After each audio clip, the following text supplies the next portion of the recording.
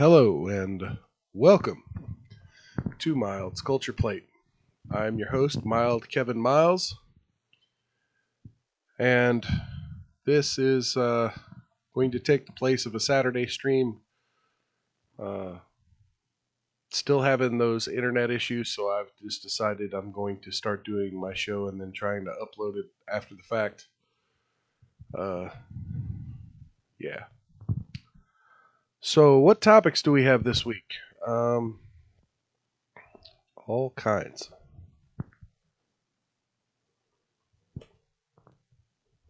Hang on.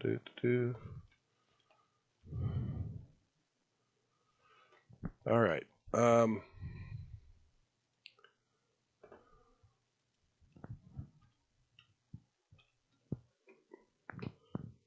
Okay. So we've had an interesting week of news since the last time I've talked to you. I have absolutely nothing to review. I have not finished watching Prey. I have not finished the comic I was reading. It's been a crazy week. I got sick last weekend, and that's why I skipped the Saturday stream. And then I attempted to do a Tuesday stream, and it was a disaster. So here we are. We're over a week since the last time I talked to you, and absolutely nothing has happened in my circles. Mostly because I just was not on the internet for a good part of that.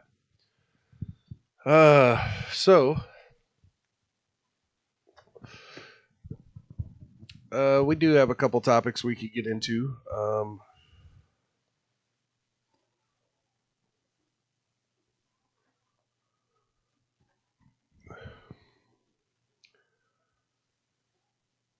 So we've had the release of the affidavit behind the warrant into former President Donald Trump's home. The search warrant that the FBI executed to, quote, find classified documents that were being stored improperly. So now we've got the affidavit, and 95% of it is just redacted, black block, nothing. No information whatsoever.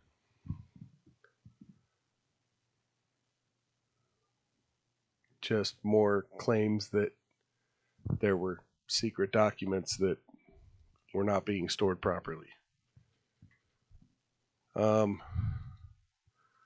So, just know that here we are. The FBI can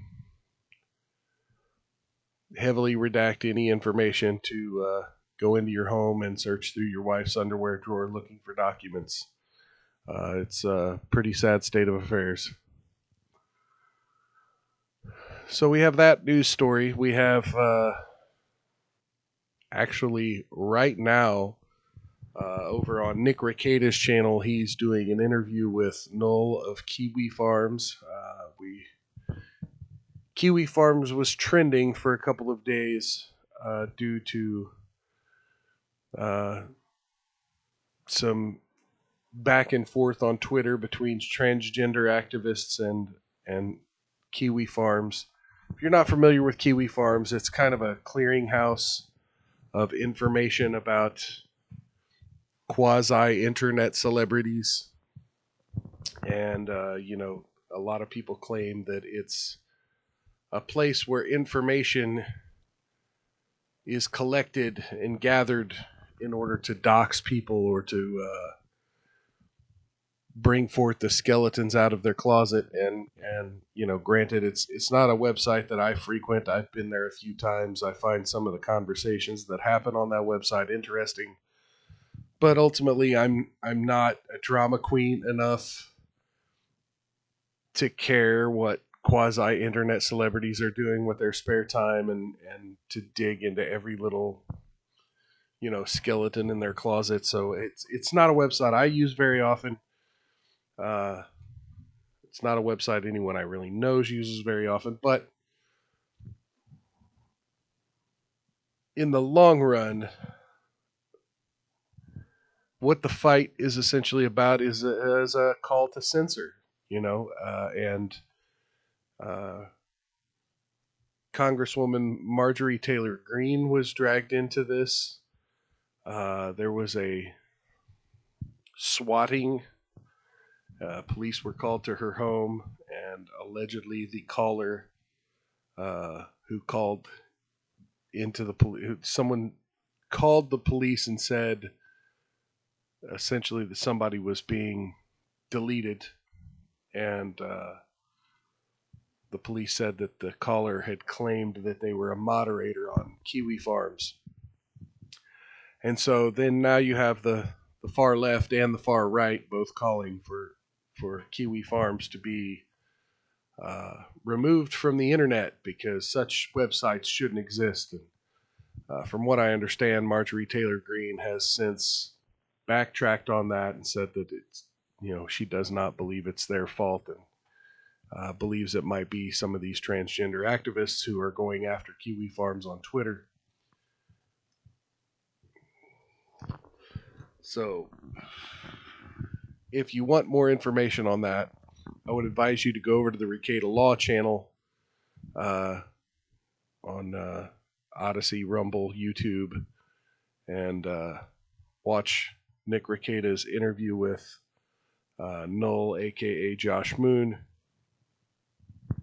They've been going at it for a couple hours at this point, just kind of digging into all the interesting ins and outs of his business and his website and what their intentions are, and internet censorship and Section 230. And, they've kind of run the gamut of a whole lot of different topics that are relevant to the idea of internet censorship and quasi-internet celebrity culture. So yeah, if you want more on that, go check that out. Another headline news topic. Well, here, let's just see what's trending on Twitter at the moment. Lizzo's trending on Twitter. Okay.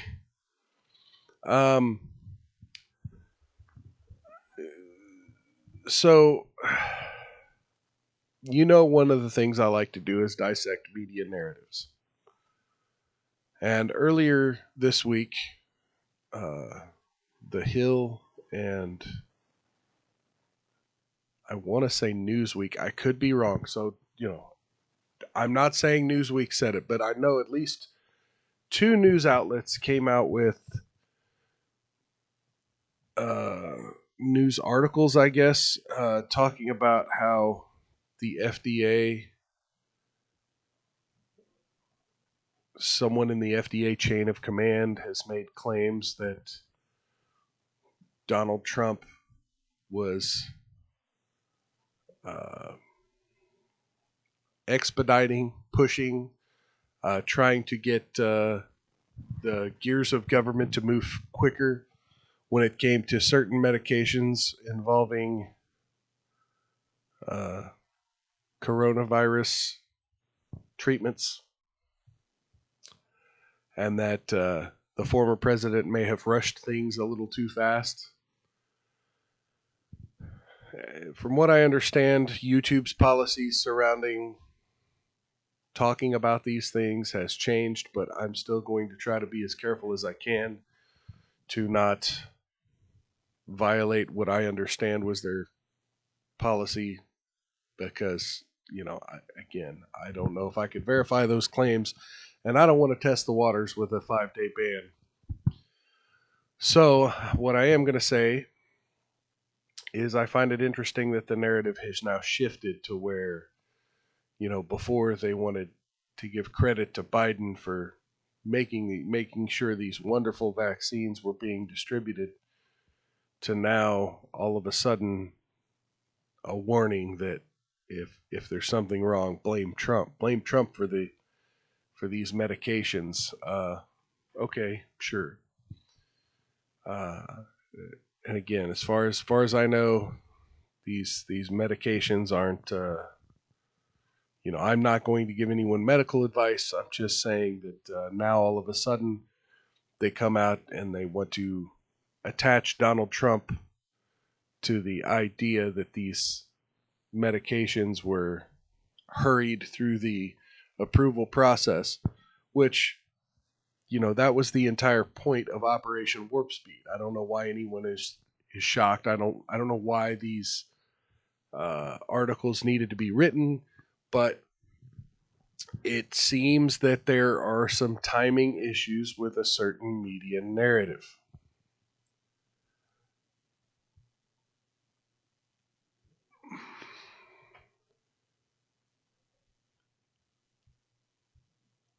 And I've lost my train of thought on that, but it's pretty important to realize that now the timing, and now all of a sudden, like I said, reports are that YouTube and Twitter are now changing their policies regarding talking about these medications. You can now allegedly talk about them as if they were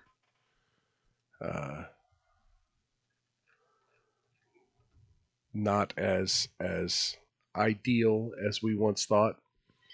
I don't know. I'm not going to give you medical advice here. I'm not going to say anything one way or another, but I do find it very interesting that our social media networks changed their policy right after we have a change in the media narrative. A change in the media narrative that's not even based on new information. We knew what Operation Warp Speed was. We knew that the vaccine was put on a fast track to get to as many people as possible. And we knew Donald Trump did that. So I don't understand why the media now has this new agenda. So, speaking of social media and social media policies, one other major news story. Mark Zuckerberg went on the Joe Rogan Experience podcast, and he was asked by Joe Rogan what Facebook's policy is regarding news stories, major news stories, and how social media companies react to major news stories. And he used Hunter Biden's laptop as an example. And Mark Zuckerberg replied that they were contacted by the FBI. The FBI. And warned that there may be some Russian disinformation coming down the pipeline. So, when the story broke, the team at Facebook had determined that this fit the description and decided to censor this news story at the behest of an FBI agent.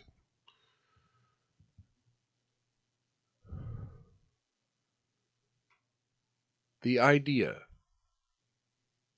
and again, he couched his words because Joe Rogan used the word censorship, and then Mark Zuckerberg felt the need to make a distinction between what Twitter did by making the post unshareable versus what Facebook did by deranking, making it harder to see on your feed this news story. Ladies and gentlemen, there's no difference. If you can't share it, your audience can't see it. If you share it and your audience can't see it, your audience can't see it. That's how censorship works. Now, granted, someone could go on your feed, your page, on your timeline, and see what you've posted. So at least Facebook has one kind of, well, we censored it, but we didn't censor your page if it had it on it. We just deranked it in everyone's public feeds. Fair enough. That's one notch different than what Twitter did, and maybe you're better than Twitter, but you're not much better. And it's still censorship, and it's still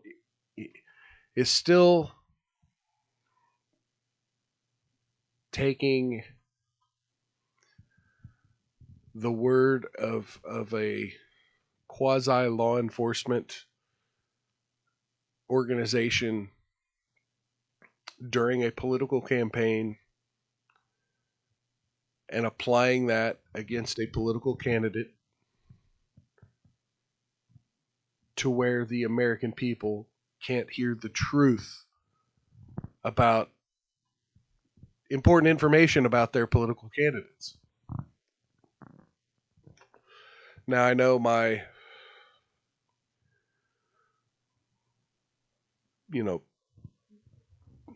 people will give the benefit of the doubt and say, well, people like Sam Harris will say, well, what Hunter Biden wasn't a candidate, Joe Biden was, so whatever Hunter Biden did shouldn't matter. But there are polls that say that if the public knew the Hunter Biden stuff, including the stuff that said, the big guy, that they would not have voted for Joe Biden. I think that's an important factor here. That if not for what Mark Zuckerberg did, and if not for what they did on Twitter, that we might not have Joe Biden as president. Now, again, I'm not going to go ranting, hey, we should have Trump and Trump's the legitimate president. I'm not saying any of those things. I'm just saying that the president we have because the FBI went to big tech companies and told them, hey, we got Russian disinformation. Now, if you remember, in the months after the story first broke, now I don't even know if you know when the story first broke, but if you do, if you're aware when the Hunter laptop story broke, and in the months following, we were given several news stories making claims that U.S. intelligence officials have determined that this is Russian disinformation. And after several months of this being the last word on the topic, a few months back we find out differently. The New York Times comes out and admits, no, the story was true the whole time. That the laptop is real. All this information came from the laptop. And, you had this big 4chan dump of information that came from the laptop. Now you have individuals being arrested and being offered a plea deal. This is yet another news story that ties into this. Individuals being arrested and being offered a plea deal by admitting to the theft and conspiracy on Ashley Biden's diary. The diary that journalists from Project Veritas had their homes raided over.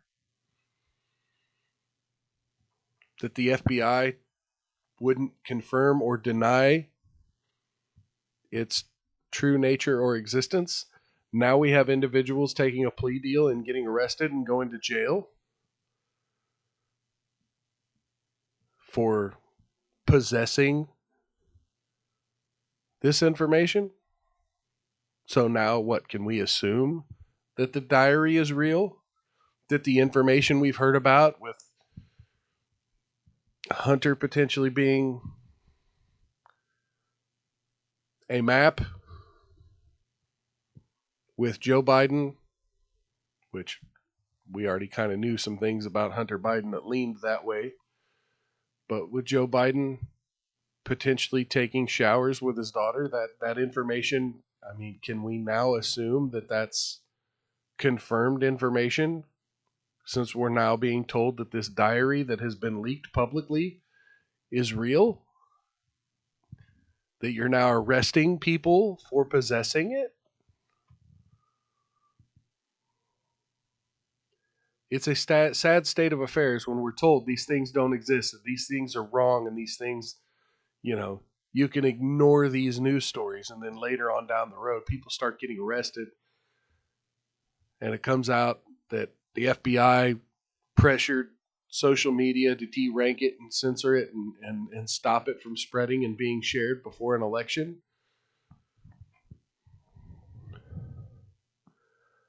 Here's something I will say. And again, over on Nick's channel, he just had a whole conversation with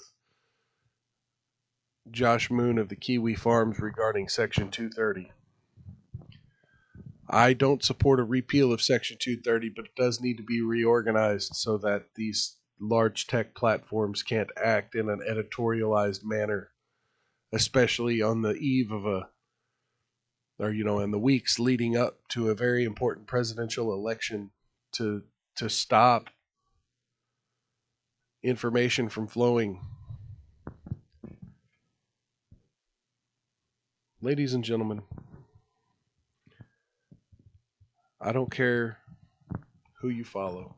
I mean, I'm sure a lot of people, including Nick Rekieta, have similar takes to what I'm saying here, and it may seem like I'm just blowing hard, repeating the same old shit that everyone else has said, and that may be true, but that doesn't mean I'm not a free thinker. That doesn't mean I can't see through the bullshit. There's a reason why I'm a libertarian. I don't support the federal government, and I don't support big tech. I utilize Twitter to try to stay connected to certain news outlets. I utilize social media. I'm using Facebook right now, or not Facebook, YouTube right now, to talk to you folks. But I wouldn't be doing this except a lot of people told me, "Hey, man, you got interesting points of view. You should put it out there. You should have a conversation with people because I think it might be entertaining for somebody." I don't know if that's true or not. I hope you all find it somewhat entertaining. But you know what? If social media disappeared tomorrow, I would find a way to get some kind of news, and I would find a way to plug into my own life a lot more. I'd probably make a lot more music.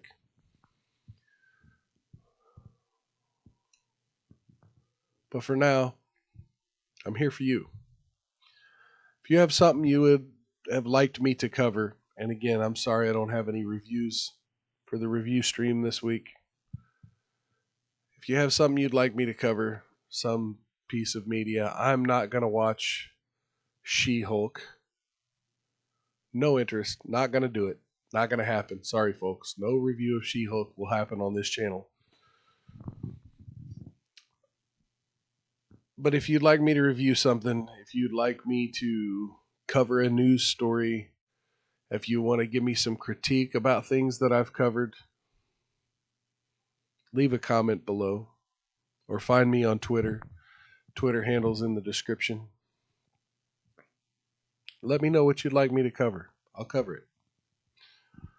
I'm here to build an audience, and if my audience, whatever audience I may garner, want to see something, other than my penis, I'm sure we can negotiate how I could cover news stories or reviews for content you would like, because I'm a man of the people.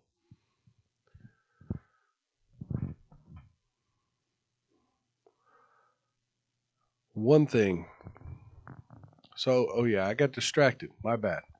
I got distracted. I was going to say that Section 230, if the Republicans manage to take Congress in this next election, and they don't do anything to change Section 230, not repeal, but change Section 230 to where these big tech platforms can't editorialize, can't use their algorithms to censor your speech or ban people in an effort to control what news can be heard.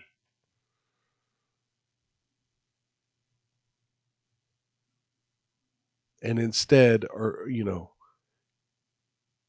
they should be forced to operate as common carriers. If you're going to be given protection from lawsuits, then you should allow legal speech on your platform.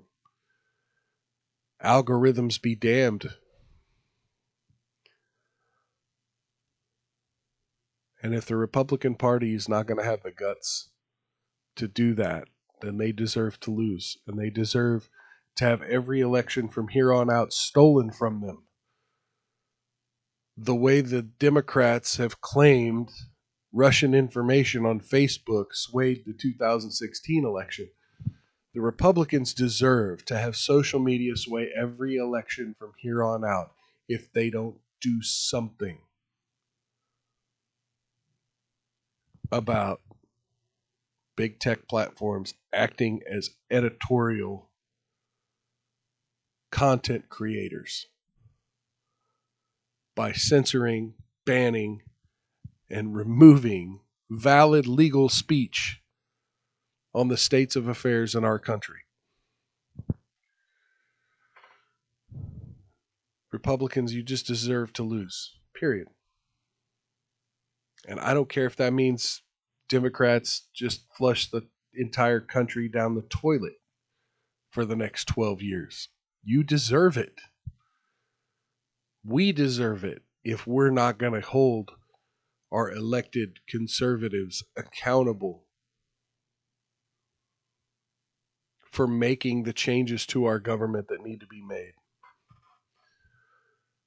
I hold the same true with Democrats. You fuckers voted for change in 2008 and 2012, and you got nothing resembling change. You got more of the same. You got status quo, and now we got status quo Joe, who just want to flush the toilet or flush the country down the toilet, known as the World Economic Forum. Build back better indeed.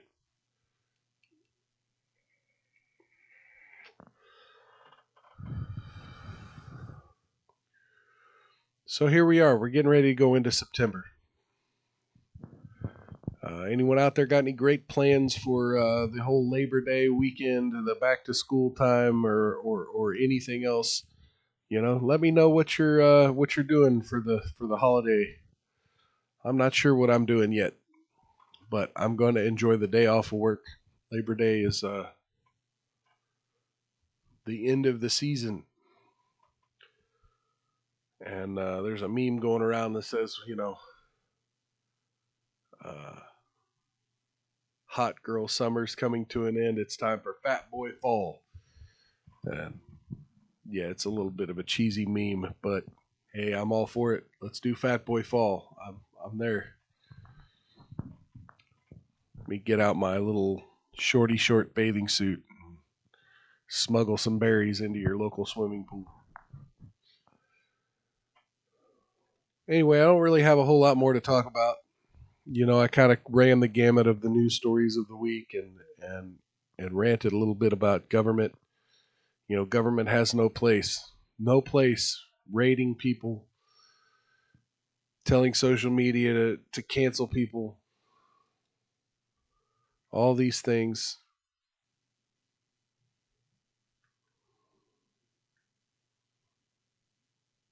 It's a sad state of affairs, folks, but remember, the solution is in decentralization. So, if you're going to utilize big tech platforms, utilize it to make smaller communities, utilize it to gain the contact information of the people who are close to you and who are allied with you and who make content similar to yours or make content similar to mine.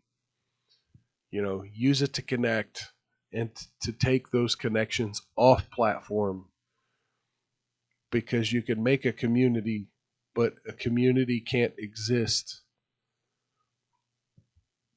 in someone else's backyard, and that's what we're doing. Anyway, that's another little rant for you. Anyway, I hope everyone's having a good weekend. I will try to record another video on Tuesday, and maybe sometime in the next week or so, my ISP will be back and we could do a live stream. I would definitely like to try to get an audience for a live stream. So, in the meantime, take this video, share it with a friend who may like rants about libertarian issues, or reviews of Batman comics, or reviews of interesting pop culture stuff. Share this video with a friend who may be into those things, or share one of my other videos. Share it off platform, because YouTube's algorithm really likes that. Leave a comment below, anything you'd like me to cover or any critique. Click the subscribe button if I've earned a subscription. That way you can be aware when I upload another video. You can click the bell for notifications. It will alert you if and when I do another live stream. That's assuming you have a Google or YouTube device, a device with the YouTube app, excuse me. It may or may not send you a notification if you've got that bell clicked below. Last thing, if you've enjoyed this video, please give it a big thumbs up right below there. So yeah, like, share, subscribe, click the bell for notifications, and comment below.